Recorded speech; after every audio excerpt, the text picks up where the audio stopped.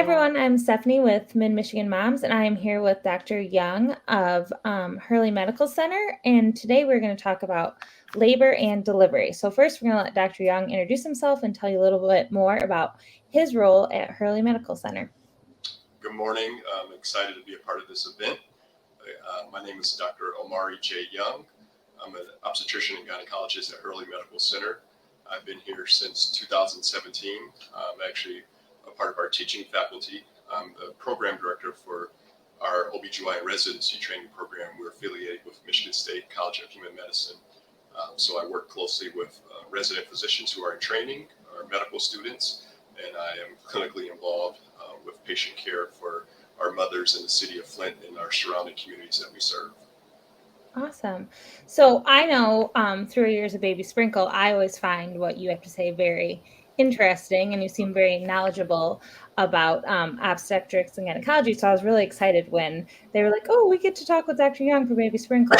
Cool. He knows what he's talking about. So I guess first things first, this Baby Sprinkle's for maybe hopeful moms, new moms, and I guess new moms don't really qualify, but expecting mothers. What can they expect during the labor and delivery process?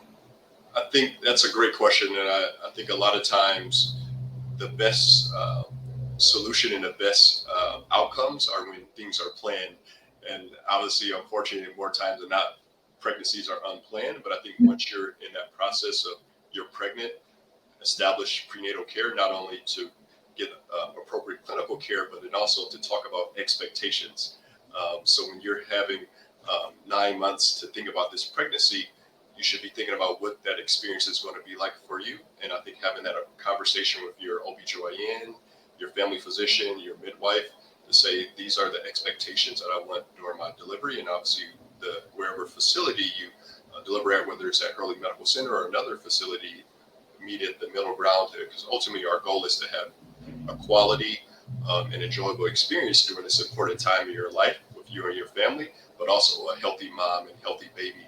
So developing a birth plan and really understanding what to expect, what kind of staff is like, what kind of services are available at the time of delivery, so you can go into the delivery experience knowing what to expect. Okay, so like I know, from example, when I did my birth plan, my goal was kind of like get the baby out healthy. But what are some of the suggestions like you have, like if you were to work with a mom on a birth plan, like what are some suggestions? Because my sister had this long, elaborate list, and I was like, I don't know what to do, just get the baby out, and I will follow directions. So it's always interesting to hear like what you would recommend in a mom's birth I would plan. say one thing is, I think the most common question is always pain management. So at what point if you want pain management, what are the options available to me? At what point during the labor process can I receive certain types of pain management, whether it's IV medication, or at what point is it safe for me to get an epidural? How many visitors can I have? Oh yeah, that's a good one. Yeah, so obviously in the I guess we can call it post-pandemic era that we're in now, there are questions about how many visitors you can have, because pre-pandemic there was almost unlimited amount of guests. Does Hurley have a thing like, I know, so I had a baby peak pandemic, then I had 2 babies before pandemic, and like Yes. Peak pandemic, it was my husband, and once he was in, he wasn't allowed to leave. Exactly. So for like support persons, is there like rules on that at Hurley? So you're allowed 2 visitors. Okay. The same visitor, and this is speaking for Hurley Medical Center. So you're allowed 2 visitors. You have to keep the same visitors throughout your stay. Okay. Obviously, you can alternate who you want in the room at one time, but you have 2 visitors. You can have a support person, whether it be a doula or any other person that can be a support person. You just need to identify them, and you have to have the consistent 2 person maximum. Okay, that's good to know. I just feel like people come in and they're very shocked on that. And then my other thing, which you brought up, is that I feel like all the older women I know that had babies years ago, you know, you're giant and you're pregnant and you're talking about labor and delivery, and they're like, oh, make sure you get the epidural before it's too late. And I'm always like, that's a horror story. Like, why are you telling people that? And then I just know when you mention that, like some people are like, oh, there's a cutoff point. I'm like, and that's a common misconception. I think There are some schools of thought that epidural will slow down labor and lead to a potential C-section. And then, Yes, they told me that too. I'm like, stop telling me these things. and then other camps say, oh, get it early before it's too late, and they won't give you one. Um, End of the day, it's up to the mother to make that decision about when they are able to get an epidural, because Oh, there's been no studies that show that early epidurals will slow down labor or lead you to a C-section. And then also, if it's later in labor, if you're 6 centimeters dilated, 7 centimeters dilated, it's still a safe and viable option to get an epidural. And ultimately, it's up to your expectations, your ability to manage the pain that you're having during labor. So I feel like, yeah, individualized. yeah. I'm so glad you brought that up, though. I never would have thought of that. But I think of like the back to the thing, like when you're pregnant, everyone loves to tell you about their experience during labor and delivery. And I'm like, is this actually Everyone true, is or is it just what happened to you? Yeah, everyone's labor experience is unique. Obviously, in the world of obstetrics, a lot of the information you get from social media, news, your girlfriends, your mother, your grandmother, and you kind of Hmm. take all that information into account, and then you might listen to your OB/GYN. Yes, yes, yes. If there's one takeaway from this thing, that's it.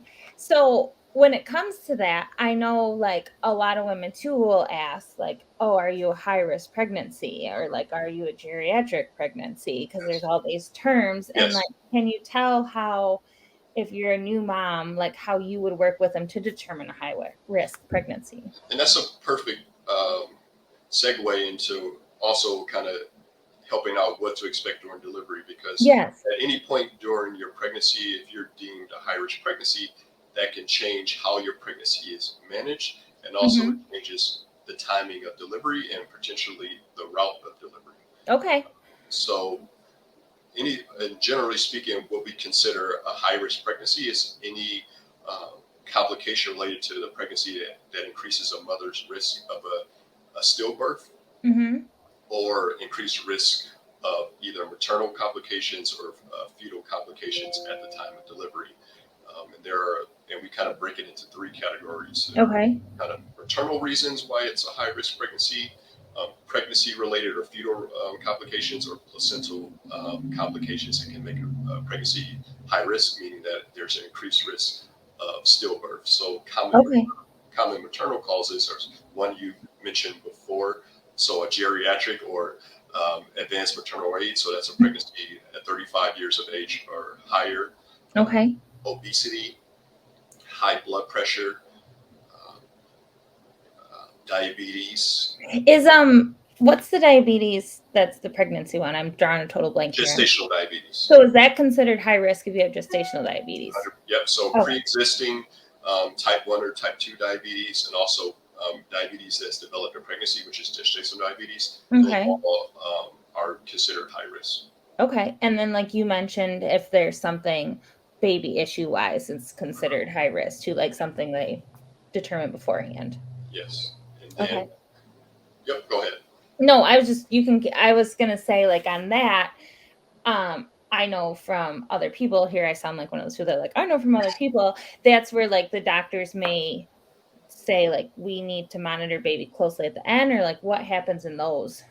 Yes. So anytime there's a high risk pregnancy, that changes how frequently you get what we call fetal surveillance. Okay. So how we surveillance or survey high risk pregnancies and make sure that pregnancies move along in a safe manner, and that helps us decide again the timing of delivery and the manner of delivery.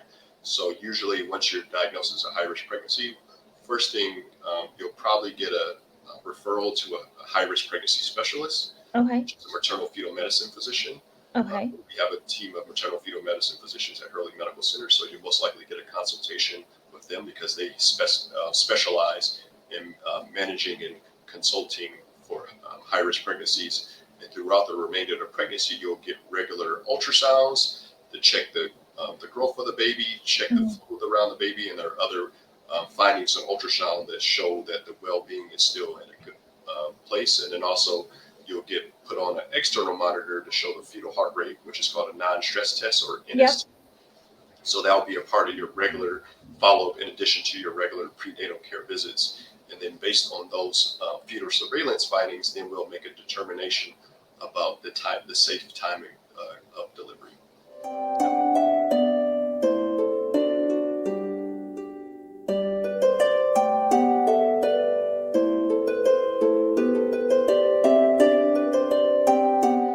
Okay, so one thing that stood out to me because I just turned 35 is that's considered a geriatric pregnancy. And I know there's probably some women watching this that are like, oh my gosh, I'm 35. If I want more children, if I get pregnant, am I like, I think of me, right? So someone Mhm. says you're going to be high risk and you're instantly like start panicking because you think of all Yes. the what ifs. Is there like advice you have for women that are 35 about being considered geriatric pregnancy?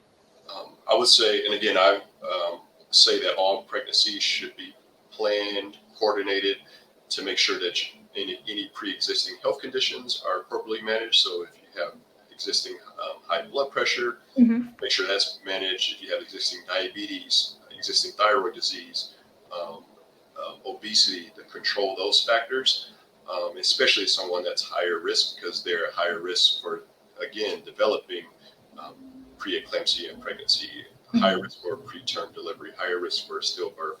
And the common thing that when we think about for geriatric pregnancies is higher risk for genetic disorders, so Hmm. like, Down syndrome and other disorders. So now we have the luxury, in addition to early ultrasound, but also we have a lot of non-invasive Well, testing yeah, the that can test. test for, which the term is non-invasive prenatal testing, which is called NIPT. So you get a blood test that can check for those genetic abnormalities. Most commonly that we most think of as Down syndrome, and other kinds of genetic screening for women who are advanced maternal age. One thing really interesting that you just pointed out, I think a lot of people think you don't go to, well, you have like your regular checkups, but you might not necessarily want to see your doctor until you're pregnant.